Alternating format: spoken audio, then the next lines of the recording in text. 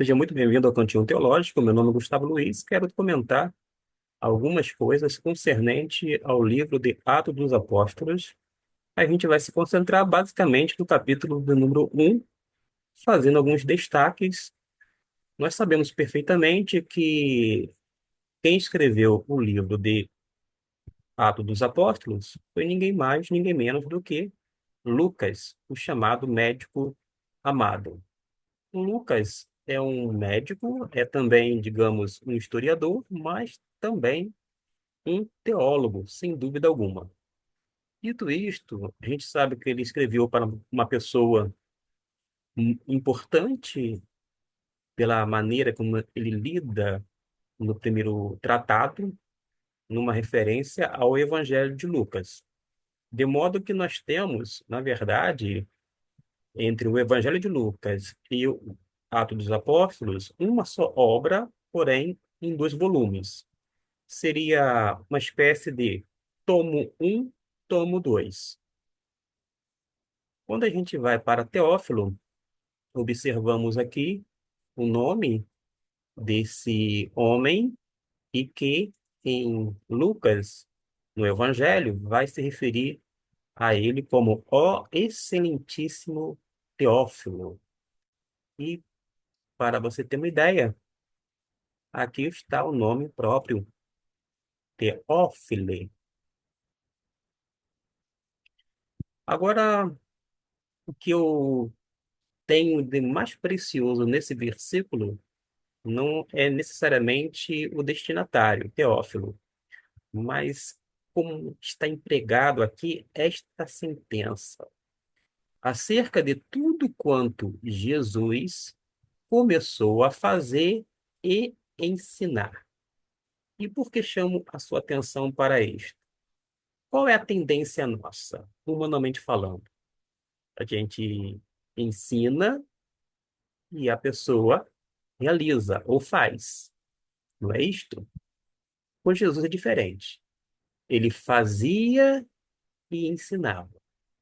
Há uma inversão da ordem, porque, sem dúvida alguma, ele é o Senhor dos senhores, o Mestre dos mestres, é, sem dúvida alguma, o próprio Deus encarnado. Nós temos uma outra informação que eu quero fazer um destaque, que diz: até o dia que foi levado para cima, depois de haver dado mandamento pelo Espírito aos apóstolos que escolheram. Primeiro que Jesus nos é dito, mais adiante também, de que ele foi elevado aos céus. A gente precisa fazer algumas contas. Por exemplo, Jesus veio uma vez ao mundo e ele voltará. A expressão segunda vinda não existe em o Novo Testamento, mas sempre se refere como a volta de Jesus, o retorno de Cristo, etc. e tal, de modo que ele vai voltar. Ora, se ele veio uma vez e já foi para o céu novamente, porque ele veio de lá, ele quando voltar será o quê? A segunda vinda. E por que eu saliento isto? Por causa de que existem algumas correntes escatológicas que tratam acerca dos fins dos tempos, que diz que Jesus vai voltar pelo menos 3 vezes. Tipo, já veio uma vez, voltaria para arrebatar a igreja, deixaria uns para trás, inclusive, e depois voltaria novamente. Ora, para quem sabe fazer uma conta de matemática, isto daria o quê? 3 vindas, vou colocar assim. Algumas pessoas, diante dessa dificuldade, apresentada a partir dessa corrente teológica, têm tentado resolver de que forma? Cá entre nós, fazendo uma lambança. Eles dizem, não, Jesus realmente veio uma vez e ele voltará a segunda somente em 2 fases. Uma de uma forma secreta e depois de uma forma visível. A lambança, a expressão é por minha conta, porque não tem como chegar um resultado como este, né? Tentar justificar algo que é injustificável. De modo que eu creio, basicamente, que Cristo vai voltar apenas uma vez mais, dando fim a todas as coisas, até porque a Bíblia fala sobre a volta de Jesus, ou o retorno de Jesus, ou ainda que ele vai voltar, e vai voltar mesmo.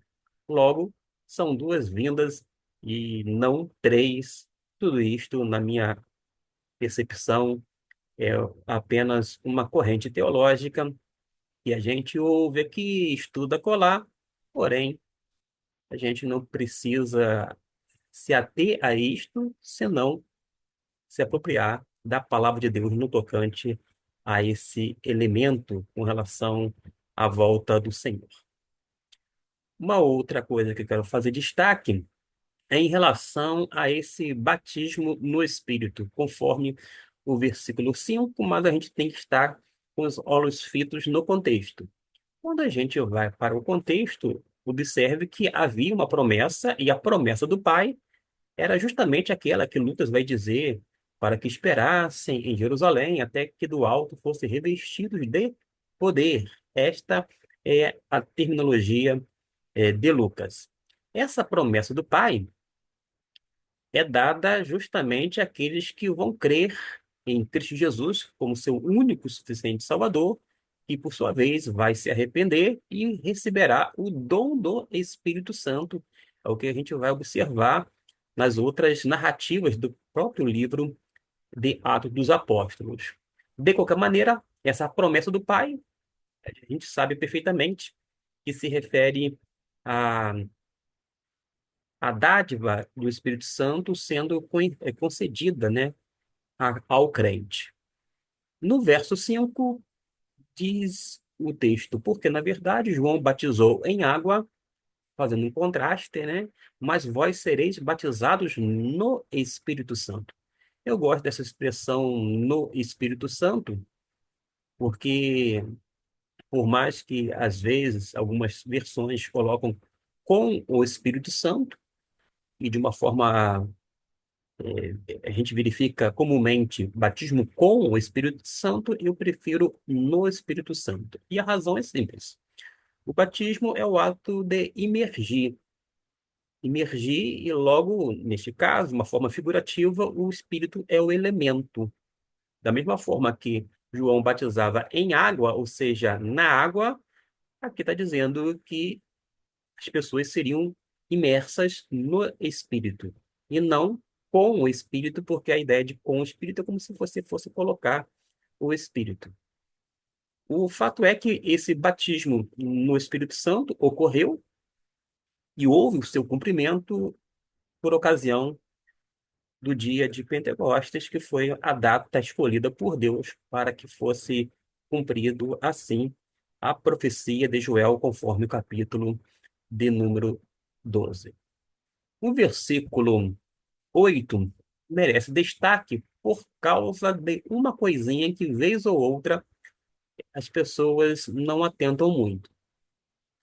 Note que esta versão diz: mas recebereis poder ao descer sobre vós o Espírito Santo, e ser-me-eis testemunhas, tanto em Jerusalém, como em toda a Judéia e Samaria, e até os confins da terra. Esse recebimento do poder não é o poder pelo poder, é o poder que é, na verdade, transferido pelo Espírito Santo. Note que o Espírito Santo desceria sobre as pessoas e, uma vez sendo elas imersas no Espírito, elas seriam o que? Revestidas de poder. De modo, como eu disse agora há pouco, não é o poder pelo poder, mas sim pelo fato de receber o Espírito Santo, que vai transferir poder. Poder para quê? Segundo o texto bíblico, para ser uma testemunha de Jesus. O contexto é de grande comissão, porque fala tanto de Jerusalém, toda a Judéia, Samaria e até os confins da terra. O fato notório aqui no verso 8 não é o poder em si, porque a gente já sabe, que o poder é transferido pelo Espírito Santo. E algo mais espetacular que se encontra neste versículo 8, sem dúvida alguma, é o Espírito Santo. Imagine só como que foi algo, digamos assim, inimaginável. Por causa de quê? Antes, no período do Antigo Testamento, na Velha Aliança, portanto, Deus habitava no meio do povo. Como assim? Habitava no templo. Antes disto, no tabernáculo e assim por diante. Deus, de uma forma geral, não habitava dentro dos crentes, nos moldes do Antigo Testamento. Aqueles casos que nós vemos na Bíblia, vindo o Espírito Santo sobre alguns, capacitando, etc. e tal, indicando uma influência, um poder para as realizações, etc. e tal, tudo isto são exceções. Tanto é que a gente aprende e ensina, por sua vez, de que pessoas para funções especiais, tais como sacerdote, rei, juízes, profeta, etc. e tal, recebiam o Espírito Santo. Mas, digamos assim, o povão não recebia o Espírito Santo. Por causa de quê? Deus habita no meio do povo, mas a partir do derramamento do Espírito Santo, que ocorre no dia de Pentecostes, conforme Atos capítulo 2, aí sim, cada crente em Jesus vai se tornar habitação do Espírito Santo. Isto é algo maravilhoso, notório e que às vezes é esquecido. As pessoas já vão partindo em busca do poder. Poder para fazer o quê? É de menor importância agora. Essa busca frenética, quando não desenfreada. Mas a gente precisa ser grato a Deus pela outorga do Espírito Santo. A gente tem uma outra informação, porque faz alusão à volta de Jesus. A volta de Jesus não vai ser de maneira, digamos, secreta, no oculto, como se Jesus viesse no sapatinho de algodão, devagarzinho, sem ninguém saber. Pelo contrário, a volta de Jesus, inúmeros textos vão mostrar isto o tempo inteiro, à medida que você lê o Novo Testamento, ele virá em glória, de uma forma pessoal, vai ser um evento notório, que todo olho verá, e etc e tal. E note que no versículo 10 diz que, estando eles, uma referência aos discípulos, com os olhos fitos no céu, enquanto Jesus subia, eis que, junto deles, apareceram dois varões vestidos de branco, os quais lhe disseram: Varões galileus, por que ficais aí olhando para o céu? Esse Jesus, que dentre vós foi elevado para o céu, há de vir assim como para o céu o vistes ir. Do mesmo modo que eles viram com seus olhos o que está dizendo o texto, corroborando com muitos outros textos de que a volta de Jesus será também visível. Vamos ver se a gente vai poder fazer algum outro destaque. Apenas uma citação aqui: entrando, subiram ao cenáculo. A Igreja Metodista do Brasil, não sei se ainda tem, mas publicava uma revista de tamanho pequeno, mas com conteúdo muito bom, chamado O Cenáculo, porque fazia menção, sem dúvida alguma, a esse texto bíblico. Porque entrando, subiram ao cenáculo, onde permaneciam Pedro e João, Tiago e André, Filipe e Tomé, Bartolomeu e Mateus, Tiago, filho de Alfeu, Simão, Zelote, e Judas, filho de Tiago. Todos estes perseveraram unanimemente em oração com as mulheres, e vai fazer citação, e Maria, mãe de Jesus, e com os irmãos deles. Lembrando que os irmãos de Jesus, até antes da sua morte consequentemente ressurreição, não acreditava que Jesus era o Messias. Dito de outra maneira, que Jesus era o Cordeiro de Deus que tirava, o que tira o pecado do mundo. Mas após a morte e ressurreição de Cristo Jesus, os irmãos, eles caem em si, eles dão a mão à palmatória e reconhecem que Jesus, sem dúvida alguma, é o Filho de Deus. A gente vai observar que sempre Pedro, ele tem uma liderança, vou aqui destacar Pedro, ele tem uma liderança muito grande. Deixa eu ver se eu destaco aqui. Isso, agora sim. Pedro tem uma de liderança muito grande na igreja chamada primitiva. Lá nos primórdios, o tempo inteiro, a gente vai ver Pedro se levantando, falando, inclusive em nome do, do chamado corpo apostólico ou do colégio apostólico, numa referência aos demais apóstolos. Aqui, nesse primeiro momento, ele se levanta porque ele entendeu que deveria que se cumprisse a, a escritura sagrada, conforme foi orientada ou dita pelo Espírito Santo, pela boca de Davi, acerca de Judas, que foi o guia daqueles que prenderam a Jesus, pois ele era contado entre nós e teve parte neste ministério. Está se referindo aqui a Judas Iscariotes, que, por conta da sua ação, desse ato de desatino, ele acaba sendo, ele não apenas morto, ele morreu.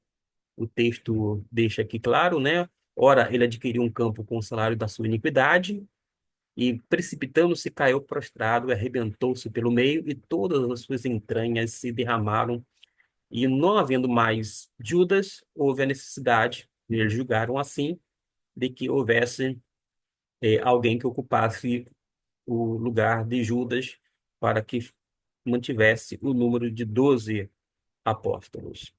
E a gente sabe perfeitamente que houve uma eleição, apresentaram dois nomes, um José, chamado Barsabás, que tinham por sobrenome o Justo, e Matias. Quem é que foi escolhido?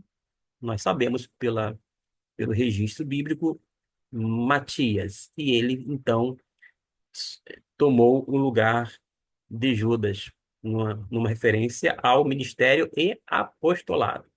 Sem dúvida alguma, pelo que o texto esclarece, tanto José quanto Matias, eles estavam com Jesus desde o início do seu ministério, porque era uma das condições para o apostolado. Era necessário que estivesse com Cristo desde o início, e estes dois homens estavam, por isso foram colocados ali para que eles pudessem fazer a sua escolha.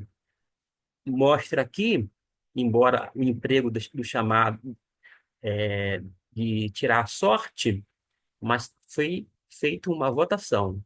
E diz o texto, e por voto comum foi ele contado com os 11 apóstolos. A igreja cristã, embora tenha reconhecido a partir das escrituras que outras pessoas foram chamadas ou descritas como apóstolos, mas nunca no pé de igualdade desse grupo seleto. Nós temos também Paulo, que é um apóstolo derradeiro, abortivo, digamos assim,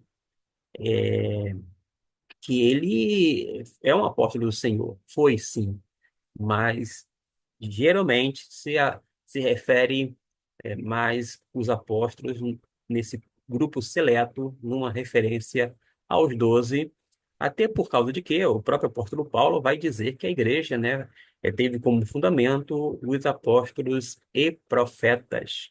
Havia essa necessidade quanto estava naquele processo revelatório. E hoje nós sabemos perfeitamente que a Bíblia Sagrada nos mostra que a Bíblia é completa, não havendo mais necessidade de nenhum tipo de revelação. E a pessoa de Jesus, segundo o escritor aos Hebreus, é o ponto máximo, é o clímax da revelação da parte de Deus. Nós temos estas informações bem sucintas, espero que realmente que tenha sido útil para você que me acompanha. Caso surja alguma dúvida, você poderá deixar no comentário e em tempo hábil eu respondo. Deus abençoe e até o nosso próximo vídeo.